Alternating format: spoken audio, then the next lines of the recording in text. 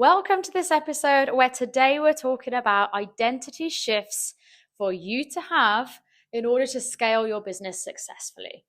So, I've broken this episode down into 3 parts, which I'll tell you in a second. Before I do, I'm going to caveat this by saying some of you aren't going to like this episode, but some of you are going to love it. And so, receive this how it's intended, as in, have this as your sign to expand. There's probably going to be a little bit of things that come up that might be uncomfortable, or that you listen and you're like, God damn, I've not been doing that. Or that's where my weaker point is. Or, yes, I used to be really strong in that area, but actually I've fallen off a little bit. And so all of this is sent with love, but it's also, because you know my coaching style is very love and shove. And so this might get a few of you uncomfortable, but it's sent with love so that you can be embodying a leadership identity and showing yourself as someone who is safe to invest high premium price points in. If you are people who are willing and happy and like, take my money, oh my God, I can't freaking wait to buy, level excited to invest in you and are happy to pay you 4, 5, 6 figures to work with you. You want companies investing with you. You want people like, yes, she is the one for me. Then there has to be some identity shifts. And so we're going to be breaking this down into 3 areas inside this episode. We're going to be looking at, number 1, consciously and continually elevating yourself. Number 2, building solid self-trust. And number 3 is developing your leadership habits. Okay. Did some of you listen to that and were like, oh God, she's going to read us, read us for filth. No. Okay, let's get cracking into the first piece. I've chunked this down. And so, number 1, consciously and continually elevating yourself. Woo! See, this is nice. I started positive, lifting, consciously and continually elevating yourself.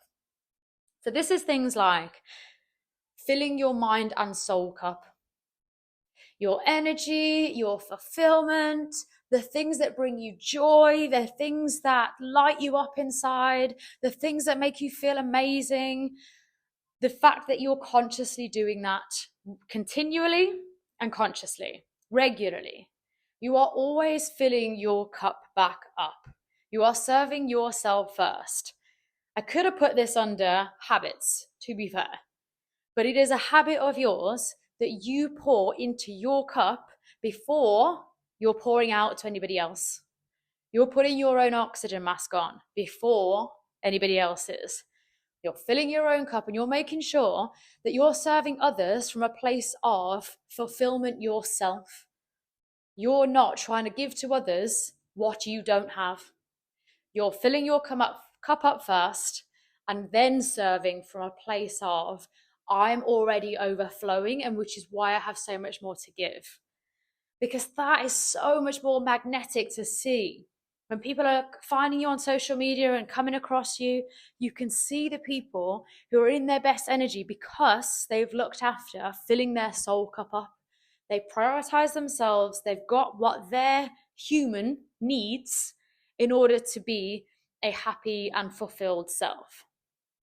I can't remember where I read this somewhere, but I remember whether this was content, whether this was hearing it somewhere, but it was saying that if you had to look after this little human, almost like a pet, and you had to keep it alive, you'd make sure that it was well fed, well watered, well looked after, well groomed, that this little human socialized enough to make it happy, like exercised enough to make it healthy so that it could live a long, happy life. You would want to either find friends or family or like have loving relationships for this human and for you to look after it. If a small human was put under your, this will be speaking to the parents, they're like, yeah, I have one. It's real. But I'm imagining like a little borrower sat on your lap here. If you had a small human to look after, you would all of a sudden do all of these things to enable it not just to survive, but to thrive. So why don't you do that for yourself? Why do so many people not look after their own human. You are your human. So if you're hearing this and you're like, yeah, no, I've not been doing that, this is your sign. You've not been looking after your human. There's an element of self-care, self-love. Like, pour into your cup first. Make sure that your little human is as well looked after, happy and thriving, and that be like priority number one before anything else. Okay, so this is filling your mindset and your energy. P.S. I'm just going to go off on a little tangent here, but we love those. This is whatever makes you freaking happy without there needing to be a result or outcome. This is going to speak to the high achieving women out there who are like, what? To do something without a result or an outcome? What? Yes, you ladies. I hear you because I'm one of them. These are the things that you do just for the joy of it. There's no, you're doing it for a reason, no purpose other than when you do that thing, it makes you feel incredible. If you don't know what these things are, all the more reason for you to go figure these things out, because it's so, so important. You hear me talk about main character energy all the freaking time. You need to know what are the things that absolutely light you up, that you love to do, that you could get lost in that thing and lose easily minutes, if not hours, or an entire afternoon, an entire morning, and just get so lost in the flow and the enjoyment of it that time becomes irrelevant and just falls into the background. What are those things for you? Maybe it's painting. Maybe it's music. Maybe it's creating something. Maybe it's baking. Maybe it's, for me, it's dancing. I love getting lost in the music. I could just create and choreograph and practice over and over again. And so it's probably a good idea, probably a good way that the studio gives me a time limit, because I would happily spend all afternoon there. That is something that for me, I do just for the joy of it, and it makes me feel incredible. So what are those things for you? Maybe it's reading a book and you could just sit with a book for hours on end and just time just falls away. So figure out those things for you. And if you come up with a few things, even better, so that you've got this list of things that are almost the list of things for you to prioritize into your week to become your happiest, best self. Okay, coming back in, we've talked a little bit about filling your soul cup, filling your energy. Now I want to talk about boundaries with that, because now you're prioritizing yourself. I hope that you were anyway, but if you weren't, you are now.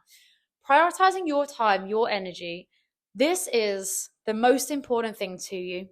It's your most valuable asset. And so when you are prioritizing doing those things and filling your cup up, it's so much ever more important to have boundaries around those things.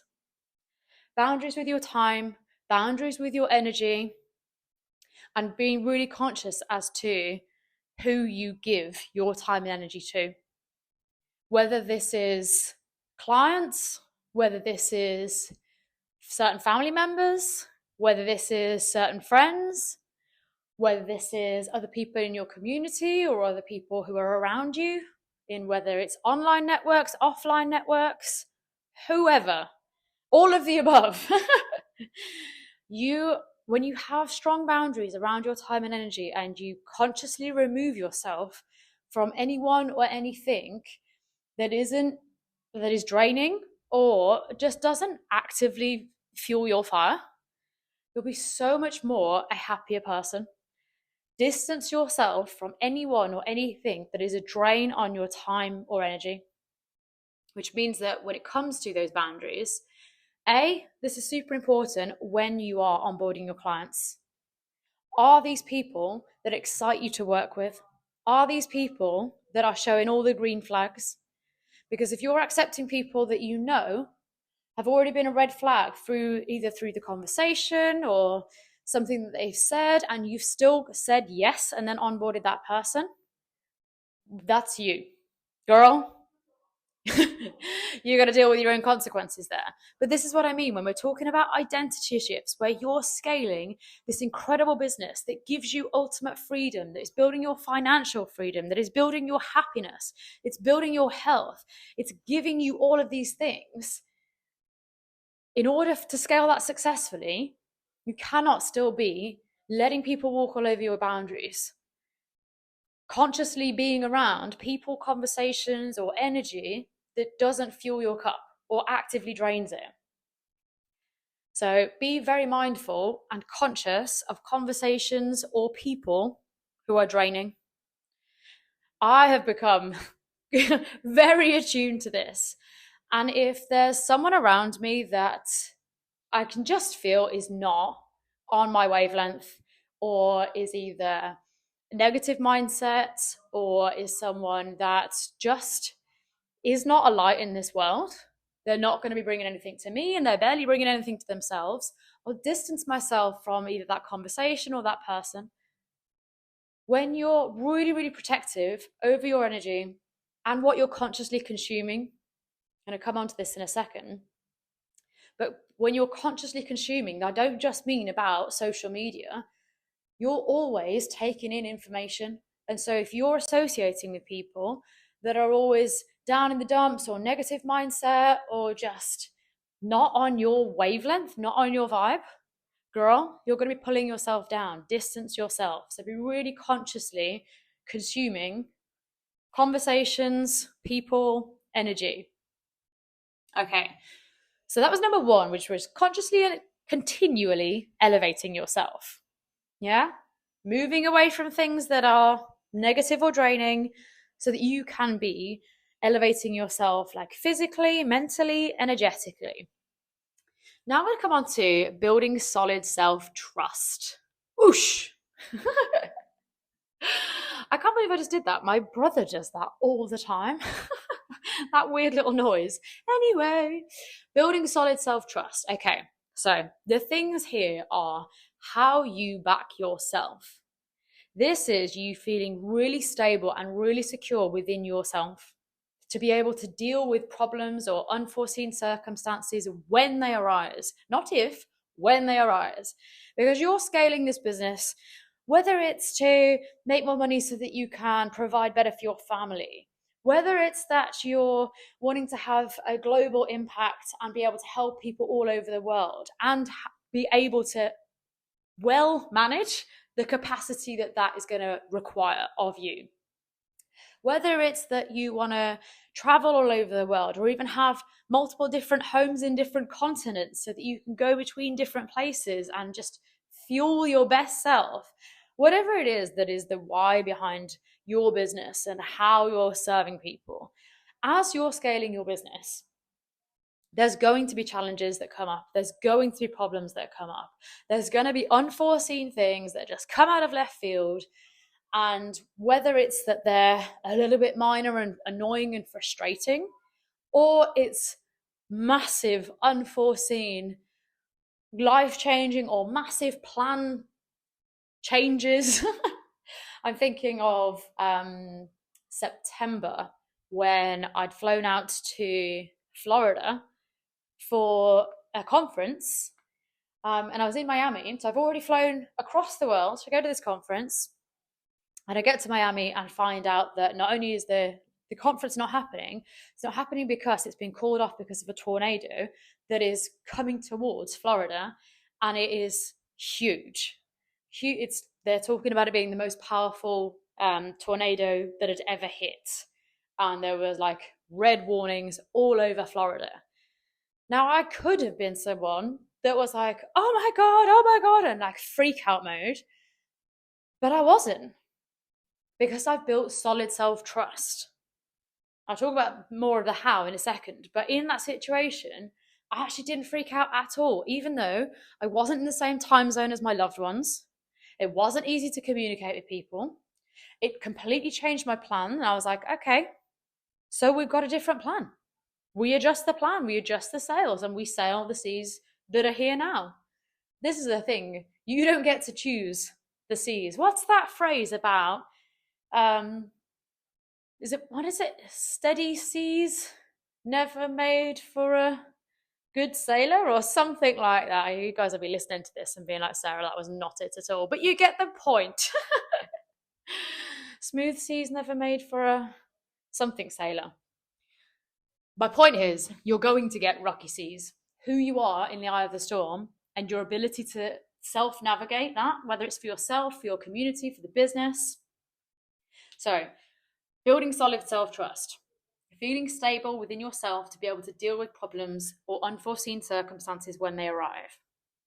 Another part of this, on a similar thread, is being able to cope well under pressure. Knowing that you can rise under challenging circumstances and choosing discomfort.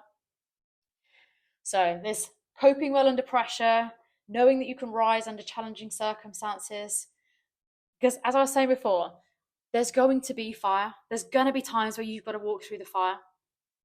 So how willing you are to do that, how willing you are to get uncomfortable, and how often you're willing to get uncomfortable, how willing you are to make mistakes, how willing you are to fail, and fail hard, and fail fast, and still get up and try again.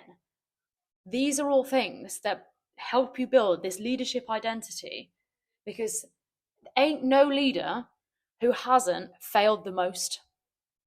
So when you're thinking, how do I embody this leader? How do I be someone that my community can feel safe in?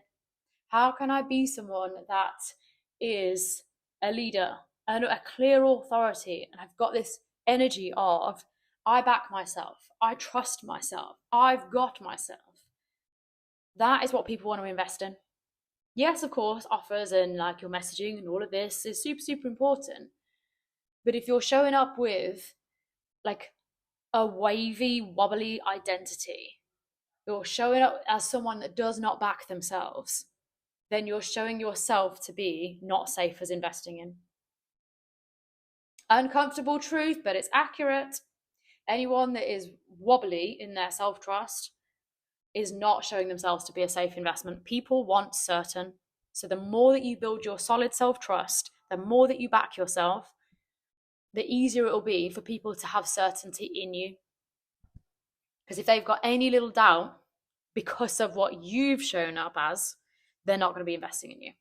So it's these things of being willing to fuck up, being willing to fail, being willing to fall on your face and get back up, pick yourself up and get back into the fire, get back into the ring.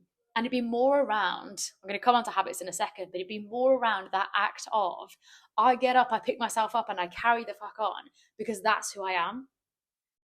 My accent did like weird things there. I feel like there's a little bit of the Birmingham accent that came out there. Woo! Not woo.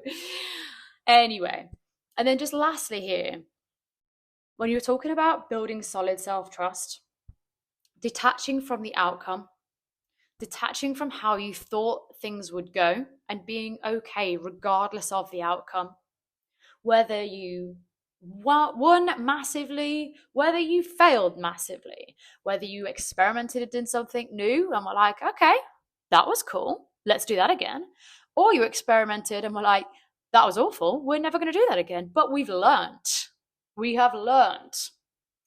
What is that saying? You never lose, you either win or you learn.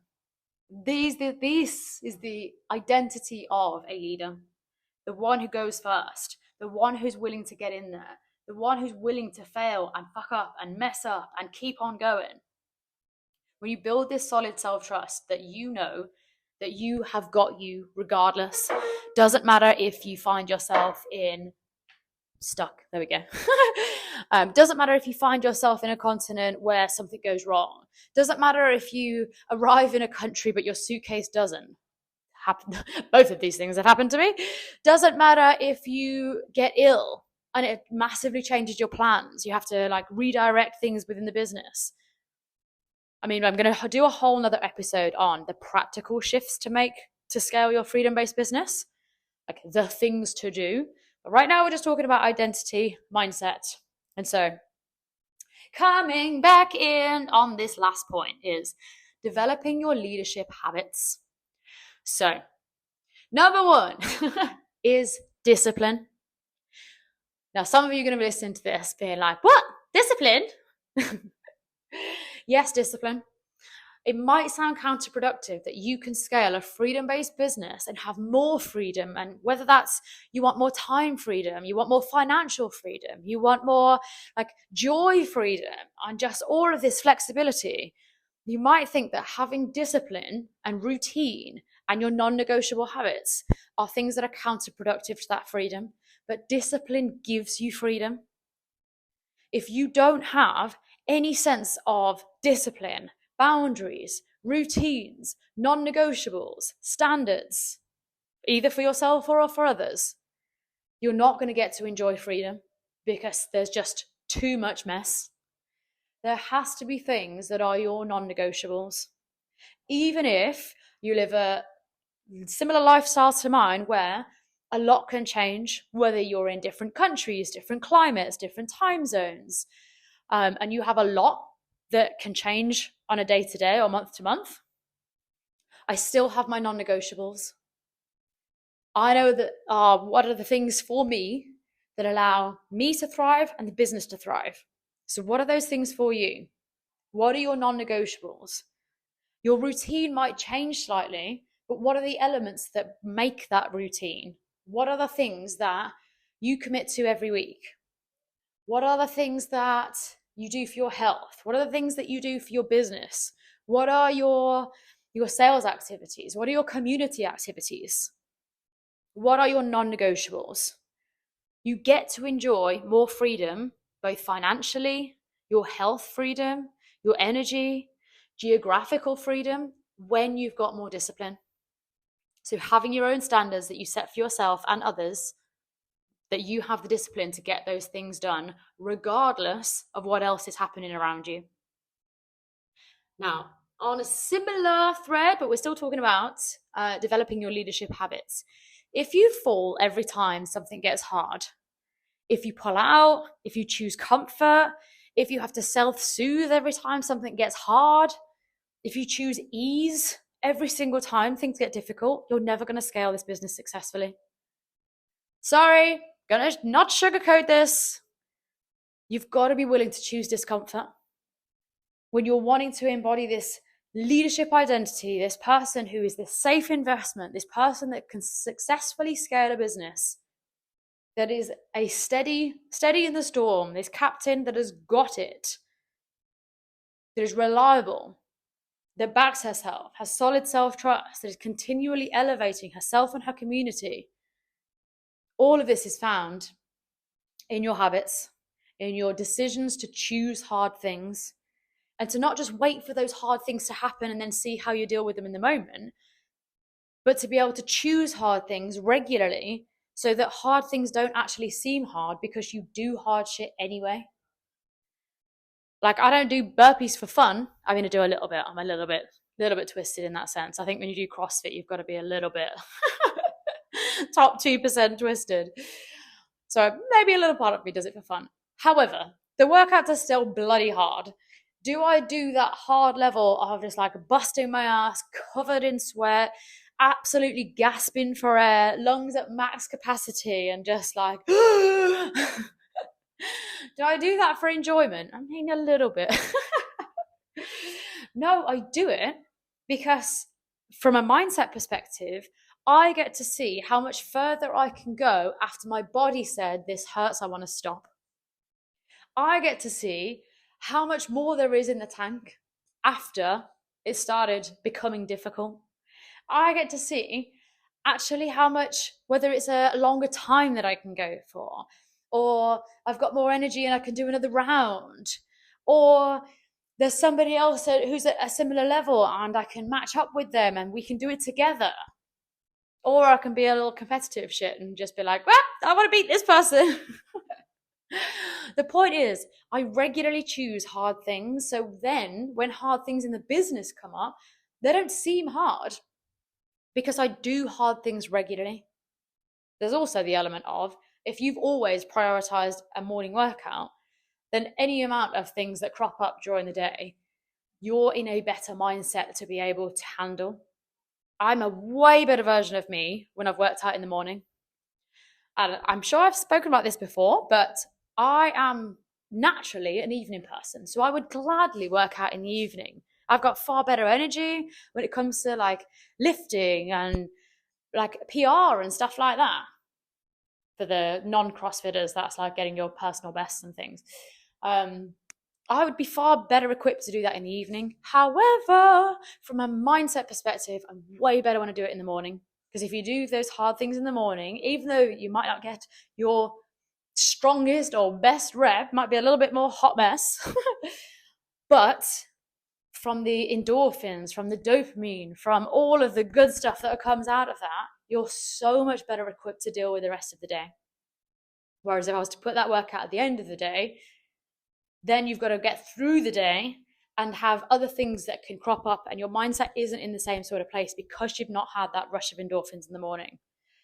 So I'm speaking here to the girlies that do the evening workouts. I know you, I am you. I also have had the luxury of experimenting with different types of routine. So having tried it in the morning, 100 times better.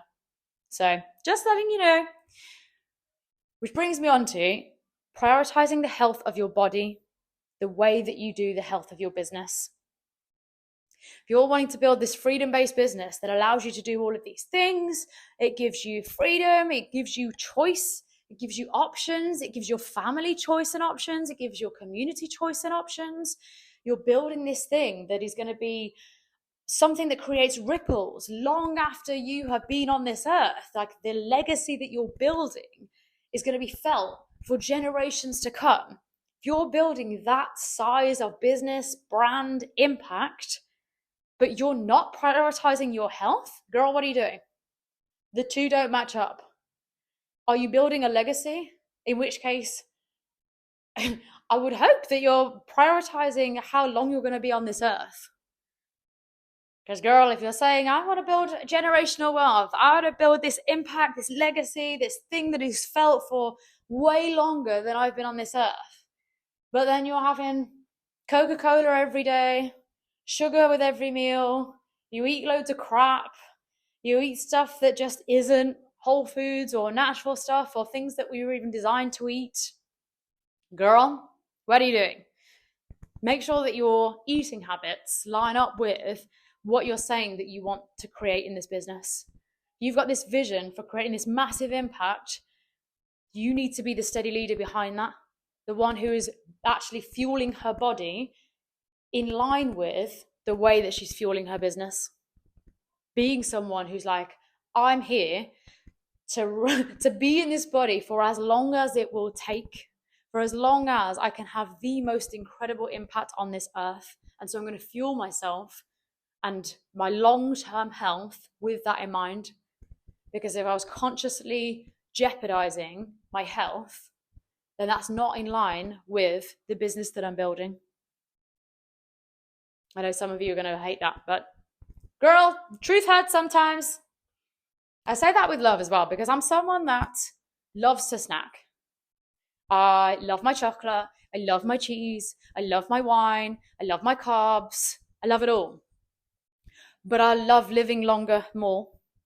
So there's got to be that conscious eating well most of the time and then allowing yourself, the sweet treats and the snacks and the fun things, but in moderation. Yeah? Okay. And then lastly is conscious consumption of information. When you're wanting to raise yourself, consciously and continually elevating yourself, be very mindful of what you're consuming.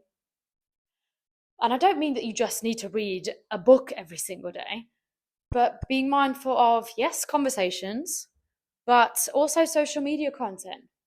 Conversations, whether it's online or offline, whether it's different threads, different whole conversations. Be very mindful about what information you're bringing on board, especially at the time of me recording this. We've just heard that Meta is no longer, they barely were anyway, but no longer going to be fact-checking any information. So, in the era of almost entirely misinformation, it has never been more important to be really conscious about where you're consuming your information from. So even if that's in the quiet moments or I just want to sit down and scroll, I want to chill, be mindful of what you're taking on board.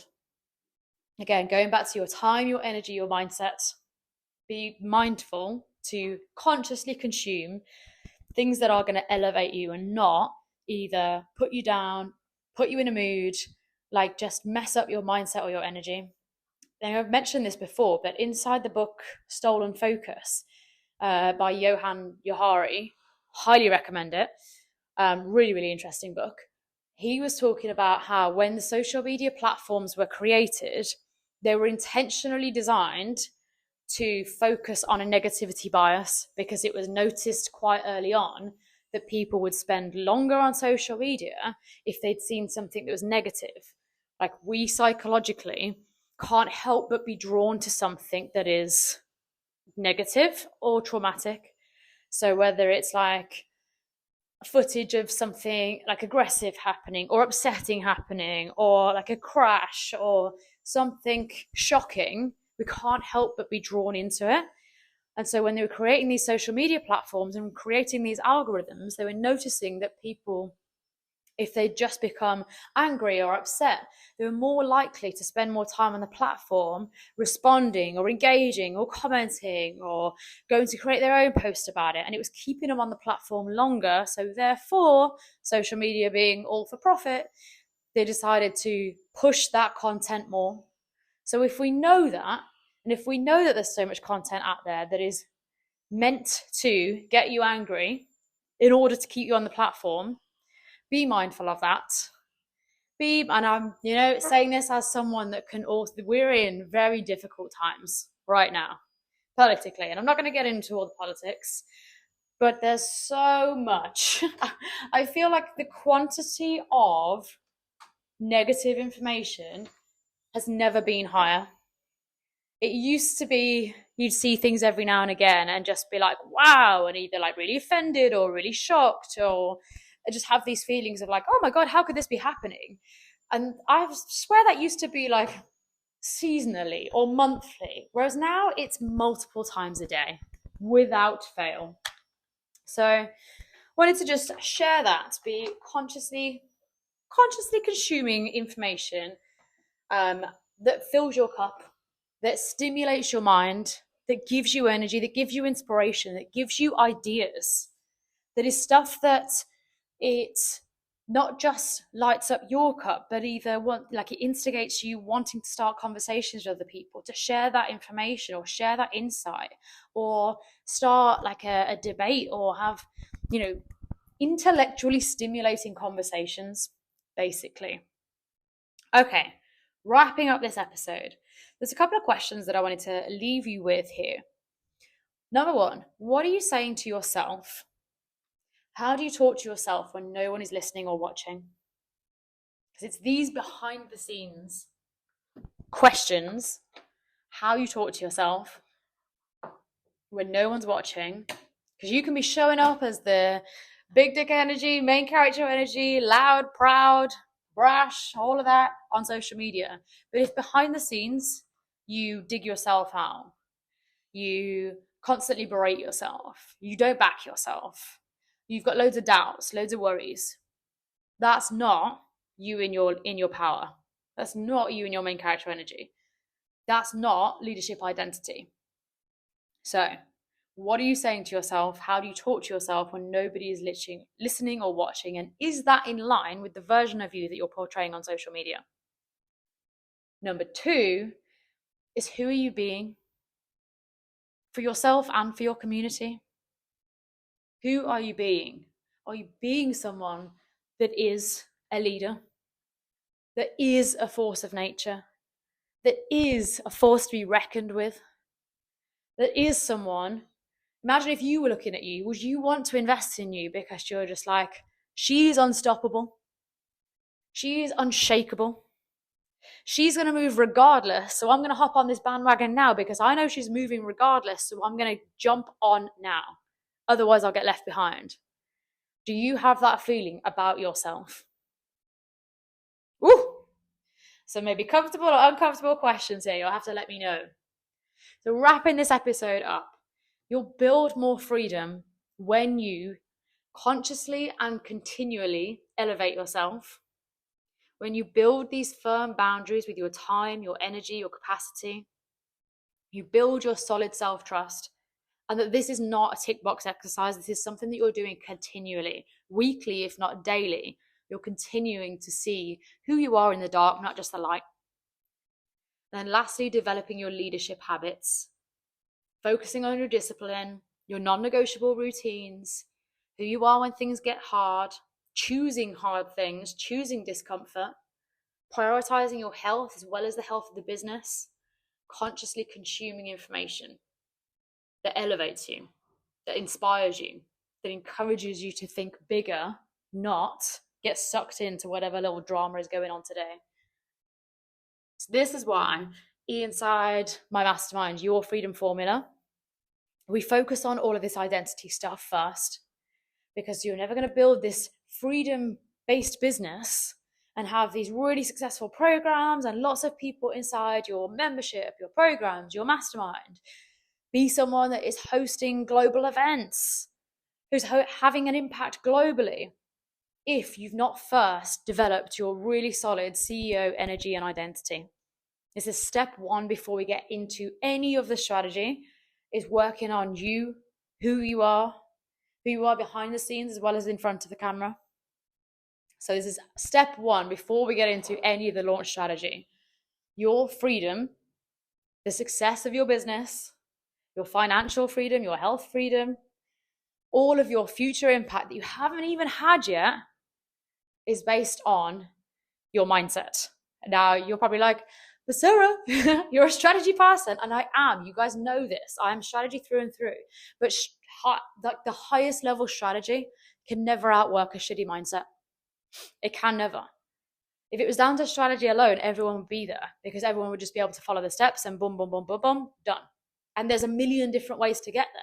So we know every way works. Obviously, the best way for you and your personality type and your business model, but there's so many ways to win. So it's not about the strategy.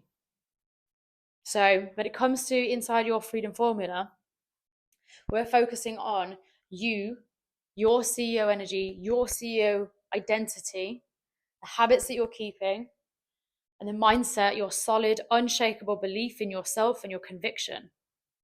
Because that is what, as you're going on to launch new offers, build scalable products, grow your community, lead your people, have more impact, all of that is down to you having your solid CEO identity, mindset, and unshakable self-belief.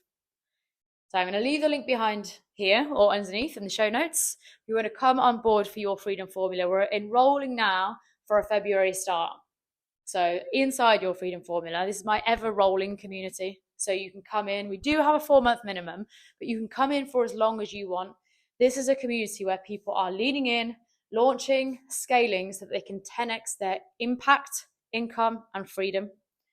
So you'll have all of the trainings inside the portal anyway, but we're going to be doing these trainings live as well. So CEO identity and energy is going to be coming up in the very first week when we kick off in February. So if you're listening to this and you are either someone who has already got one-to-many offers in place, but you want to increase the people who are in there, you want to scale the products that you've already got, you want to launch and have multi-5-figure launches, you want to expand the capacity that you already have, like you've got the offers in place, but now it's about expanding that success.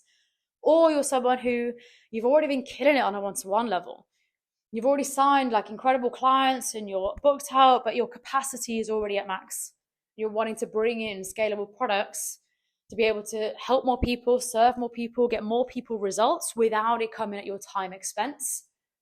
Whichever one is for you, both of you would be a great fit inside Your Freedom Formula. This is for people who are increasing their impact, income, and freedom by creating, launching, and scaling their scalable offers. All right, ladies, wrapping this episode into a close. I'll pop the link for Your Freedom Formula underneath. If you enjoyed this episode, let me know. Send me a message on Insta. Don't forget to hit the follow button and you leave me a little star if it's on Spotify, or if you're listening on Apple Podcasts, you want to leave a review, I'd absolutely love that. And in the meantime, I shall see you inside the next episode.